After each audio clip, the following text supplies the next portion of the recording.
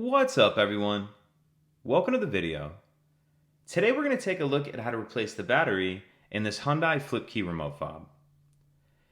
So this remote key fob is going to be for the Hyundai vehicles that do not have a push button start ignition, and it's going to use replacement battery CR2032.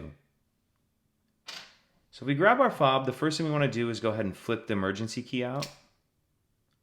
Now if we flip it over, taking a look at the back of it, this back panel needs to come off right here.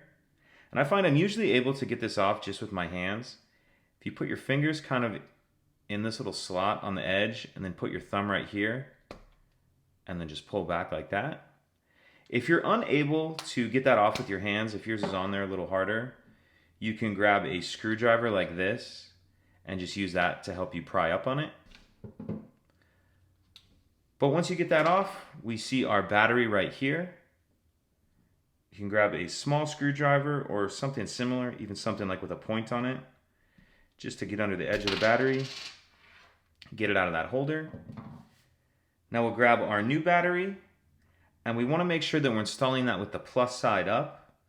And you want to tuck this corner in first, the corner closer to the logo.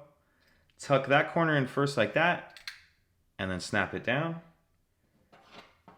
And we'll put the back cover on.